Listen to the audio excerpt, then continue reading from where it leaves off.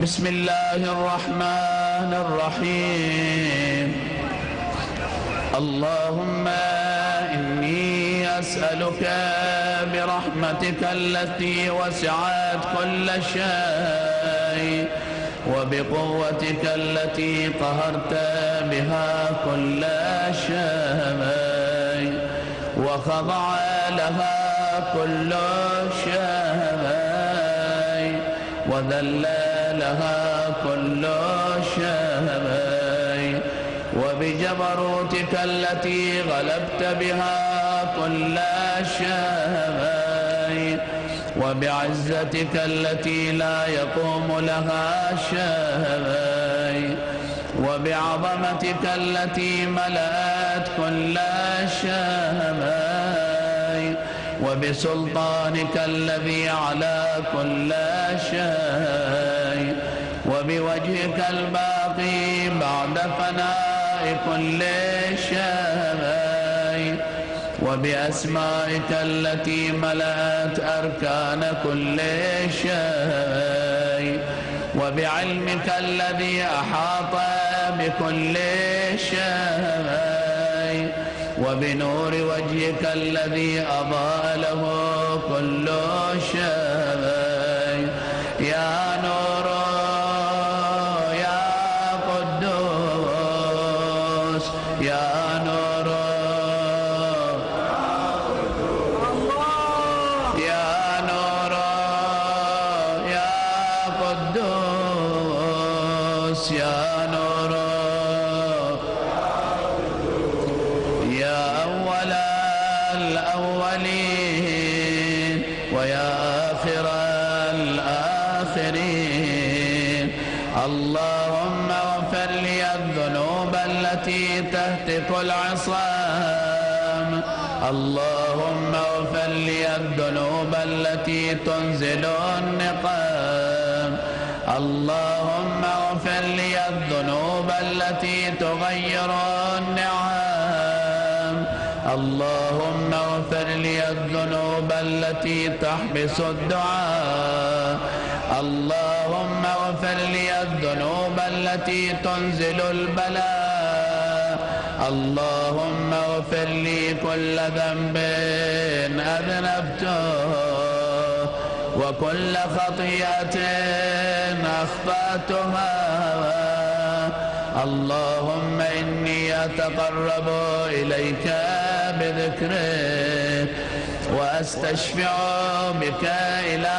نفسك وأسألك بجودك أن تدنيني من قربك وأن توزعني شكرك وأن تلهمني ذكرك. اللهم إني أسألك سؤال خاضع متذلل خاشع أن تسامحني وترحمني وتجعلني بقسمك راضيا قانعا وفي جميع الأحوال متواضعا.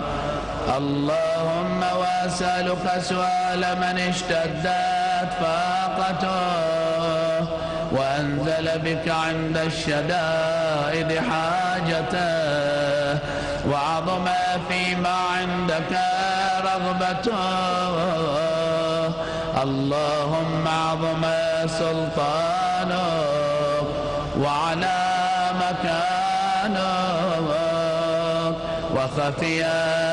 مكرك وظهر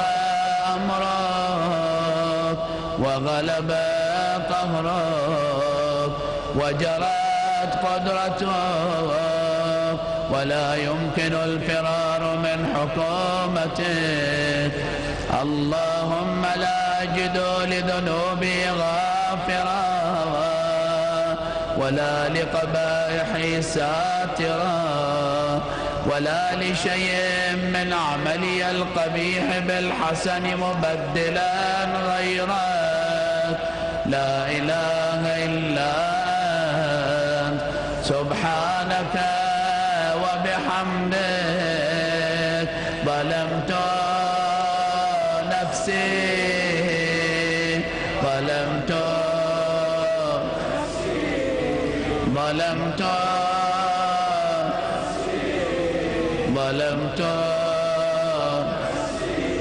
وتجرأت بجهلي وسكنت إلى قديم ذكرك لي ومنك علي. اللهم مولاي كم من قبيح سترته وكم من فادح من البلاء أقلته وكم من عثار وقيته وكم من مكروه دفعته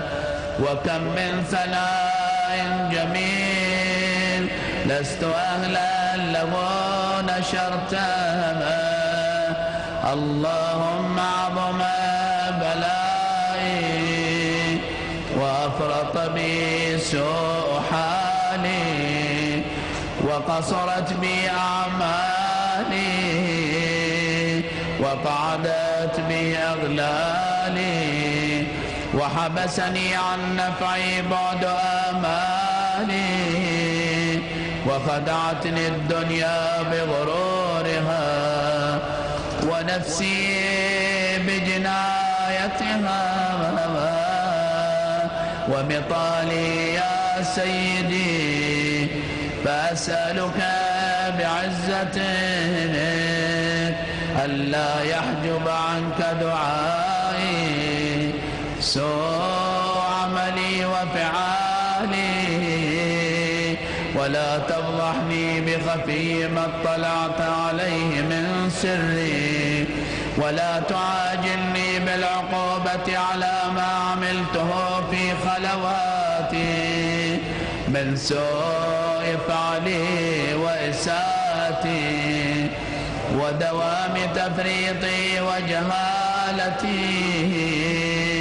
وكثرة شهواتي وغفلتي. وكن اللهم بعزتك لي في كل الأحوال رؤوفا وعلي في جميع الأمور عطوفا. إلهي وربي من لي غيرك أسأله كشف ضري والنظر في أمري. إلهي ومولاي أجريت علي حكما اتبعت فيه هوى نفسي ولم أحترس فيه من تزيين عدوي فغرني بما هو وأسعده على ذلك القضاء فتجاوزت بما جرى علي من ذلك بعض حدوده وخالفت بعض أوامره فلك الحمد علي في جميع ذلك ولا حجة لي فيما جرى علي فيه قضاء وألزمني حكمك وبلاغك وقد أتيتك يا إلهي بعد تقصيري وإسرافي على نفسي معتذرا نادما منكسرا مستغفرا منيبا مقرا مذعنا لا أجد مفرا مما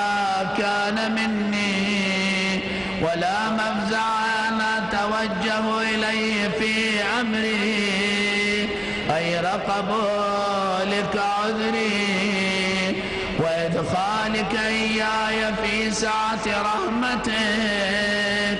اللهم فاقبل عذري وارحم شدته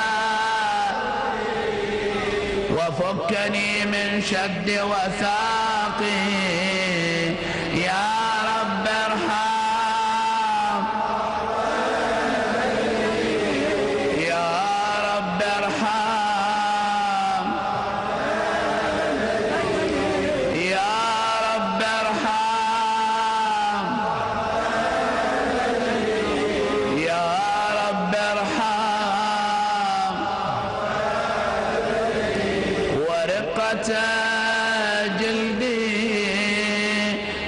ورقة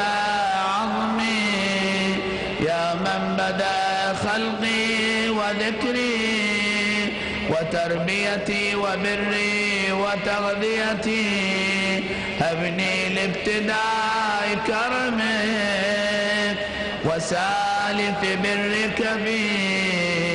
يا إلهي وسيدي وربي أتراك معذبي بنارك بعد توحيدك وبعد من طوى علي قلبي من معرفتك ولهج به لساني من ذكرك واعتقده ضميري من حبك وبعد صدق اعترافي ودعائي خاضعا لربوبيتك هيهات أنت أكرم من أن تضيع من ربيته أو تبعد من أدنيته أو تشرد من آويته أو تسلم إلى البلاء من كفيته ورحمته وليت شعري يا سيدي وإلهي ومولاي أتسلط النار على وجوه خرت لعظمتك ساجدا وعلى ألسن نطقت بتوحيدك صادقا وبشكرك مادحا وعلى قلوب اعترفت بإلهيتك محققا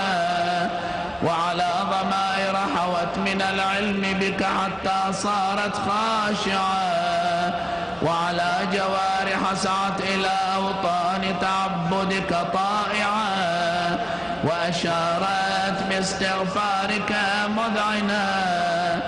ما هكذا الظن بك ولا أخبرنا بفضلك عاما يا كريم يا كريم يا كريم يا كريم وأنت تعلم ضعفي عن قليل من بلاء الدنيا وعقوباتها وما يجري فيها من المكاره على أهلها على أن ذلك بلاء ومكروه قليل مكسور يسير قصير مدته فكيف احتمالي لبلاء الآخرة وجليل وقوع المكاره فيها وهو بلاء تطول مدته ويدوم مقامه ولا يخفف عن أهله لأنه لا يكون إلا عن غضبك وانتقامك وسخطك وهذا ما لا تقوم له السماوات والأرض يا سيدي فكيف بي وأنا عبدك الضعيف الذليل الحقير المسكين يا إلهي وربي وسيدي ومولاي لأي الأمور إليك أشكو ولما منها ضج وأبكي لأليم العذاب وشدته أم لطول البلاء ومدته فلئن صيرتني للعقوبات مع أعدائك وجمعت بيني وبين أهل بلائك وفرقت بيني وبين أحبائك وأوليائك، فهبني يا إلهي وسيدي ومولاي وربي، صبرت على عذابك فكيف أصبر على فراقك، وهبني يا إلهي صبرت على حر نارك فكيف أصبر عن النظر إلى كرامتك، أم كيف أسكن في النار ورجائي عفوك، فبعزتك يا سيدي ومولاي أقسم صادقا لئن تركتني ناطقا لا ضجن إليك بين أهلها ضجيج الآمرين، ولا أصرخن إليك صراخ المستصرخين، ولا أبكين عليك بكاء الفاقدين، ولأنادينك أين كنت يا ولي المؤمنين، يا غاية آمال العارفين، يا غياث المستغيثين، يا غياث يا غياث يا غياث يا حبيب قلوب الصادقين، ويا إله العالمين، أفتراك سبحانك يا إلهي وبحمدك تسمع فيها صوت عبد مسلم سجن فيها بمخالفته وذاق طعم عذابها بمعصيته، وحبس بين أطباقها بجرمه وجريرته، وهو يضج إليك ضجيج مؤمل لرحمتك، ويناديك بلسان أهل توحيدك، ويتوسل إليك بربوبيتك يا مولاي، فكيف يبقى في العذاب وهو يرجو ما سلف من حلمك، أم كيف تؤلمه النار وهو يأمل فضلك ورحمتك، أم كيف يحرقه لهيبها وأنت تسمع صوته وترى مكانه، أم كيف يشتمل عليه زفيرها وأنت تعلم ضعفها، أم كيف يتقلقل بين أطباقها وأنت تعلم صدقها، أم كيف تزجر زبانيتها وهو يناديك يا رب، أم كيف يرجو فضلك في عتقه منها فتتركه فيها، هيهات ما ذلك الظن بك ولا المعروف من فضلك، ولا مشبه لما عاملت به الموحدين من برك وإحسانك، فباليقين أخضع لولا ما حكمت به من تعذيب جاحدين وقضيت به من إخلاد معاندين، لجعلت النار كلها بردا وسلاما، وما كانت لأحد فيها مقرا ولا مقاما، لكنك تقدست أسماؤك أقسمت أن تملاها من الكافرين من الجنة والناس أجمعين، وأن تخلد فيها المعاندين، وأن تجل ثناؤك قلت مبتدئا وتطولت بالإنعام متكرر. أفمن كان مؤمنا كمن كان فاسقا لا يستوون. إلهي وسيدي فأسألك بالقدرة التي قدرتها وبالقضية التي حتمتها وحكمتها وغلبت من عليه أجريتها أن تهب لي في هذه الليلة وفي هذه الساعة كل جرم كل جرم كل جرم كل جرم وكل ذنب أذنبته وكل قبيح وكل جهل عملته كتمته أو أعلنته أخفيته أو أظهرته وكل سيئة أمرت بإثباتها الكرام الكاتبين الذين وكلتهم بحفظ ما يكون مني وجعلتهم شهودا علي مع جوارحي وكنت أنت الرقيب علي من ورائهم والشاهد لما خفي عنهم وبرحمتك أخفيت وبفضلك وأن توفر حظي من كل خير أنزلت أو إحسان فضلت أو بر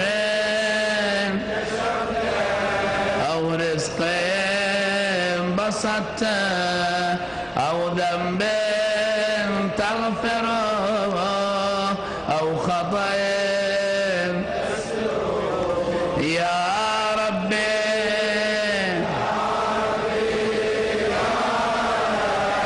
يا ربي يا رب يا ربي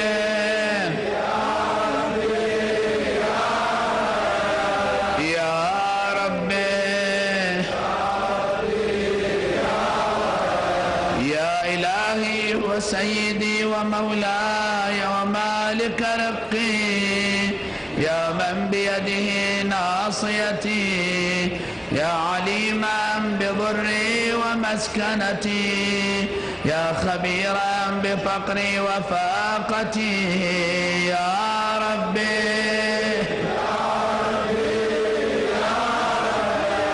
يا ربي يا ربي يا ربي أسألك بحقك وقدسك وأعظم صفاتك وأسمائك أن تجعل أوقاتي من الليل والنهار بذكرك معمورا وبخدمتك موصولا وأعمالي عندك مقبولا حتى تكون أعمالي وأورادي كلها وردا واحدا وحالي في خدمتك سرمدا يا سيدي يا من عليه معولي يا من إليه شكوت أحوالي يا ربي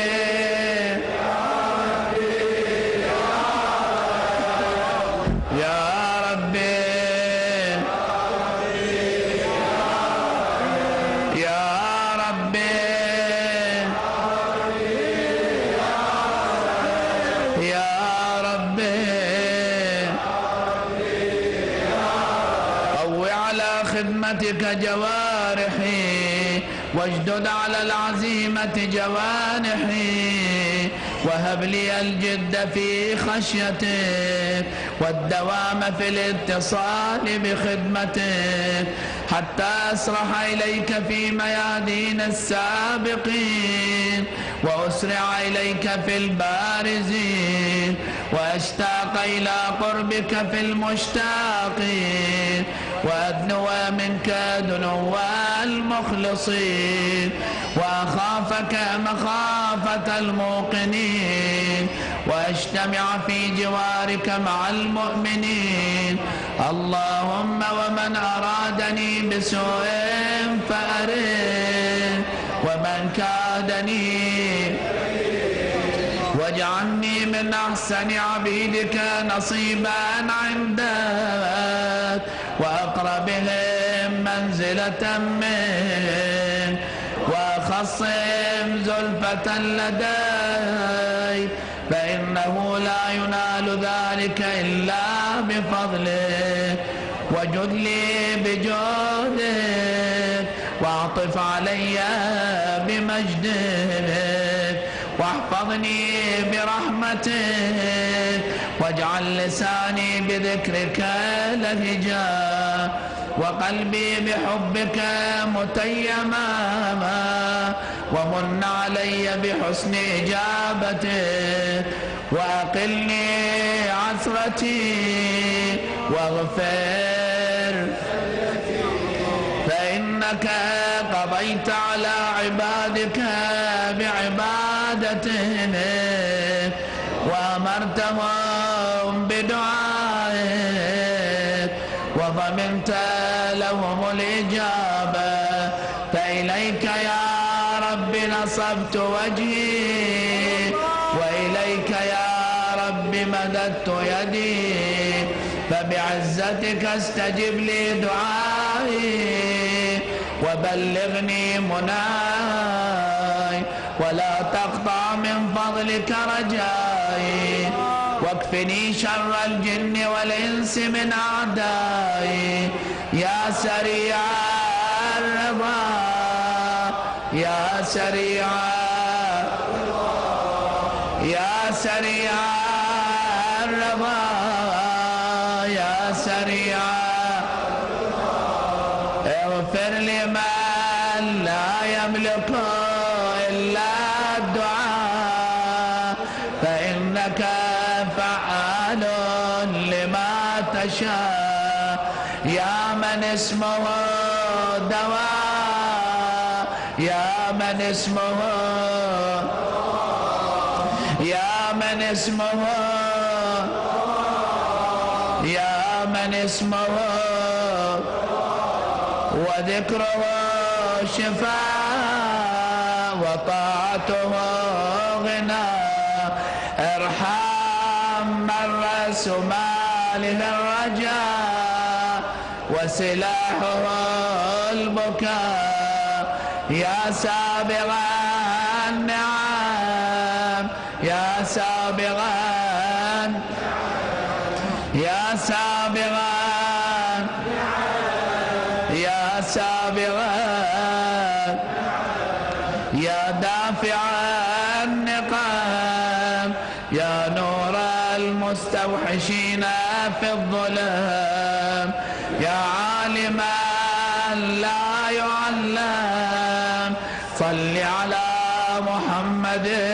وآل محمد، وافعل بما أنت أهله، وصلى الله على رسوله والأئمة الميامين من آله، وسلم تسليما كثيرا.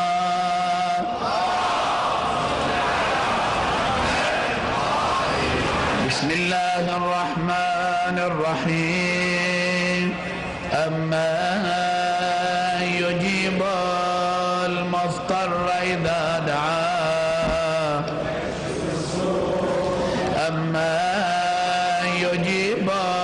المضطر إذا دعاه، أما يجيب المضطر إذا دعاه،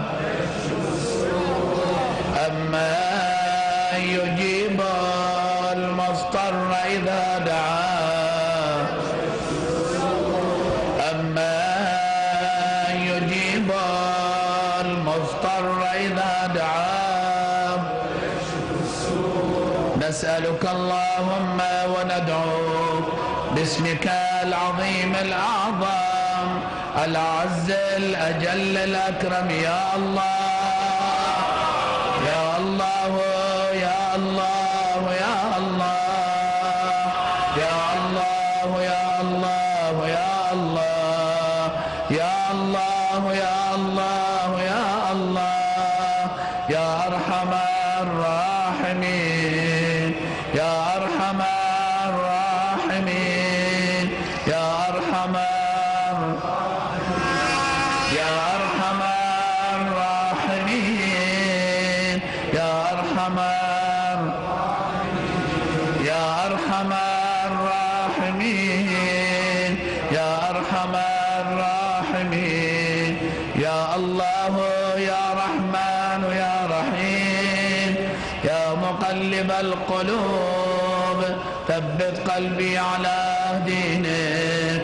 ربنا لا تزغ قلوبنا بعد إذ هديتنا وهب لنا من لدنك رحمة إنك أنت الوهاب. يا حميد بحق محمد ويا علي ويا فاطر بحق ويا محسن بحق الحسن ويا قديم الإحسان بحق الحسين. إلهي بالتسعة المعصومين من ذرية الحسين فرج عنا يا الله وعن جميع المؤمنين والمؤمنات وبالخصوص من أوصانا بالدعاء فرجا عاجلا قريبا كلمح البصر أو هو أقرب. اللهم إن كان بالفرج فرج فأنت قريب الفرج يا الله. اللهم من على جرحانا ومرضانا سيما الجرحى والمرضى المنظورين بالشفاء والصحة والعافية. اللهم اشفهم بشفائك وداوهم بدوائك وعافهم من بلائك. اللهم اقضي حوائجنا وحوائج المحتاجين. اللهم آمنا في أوطاننا وآمن المؤمنين والمؤمنات جميعا في أوطانهم.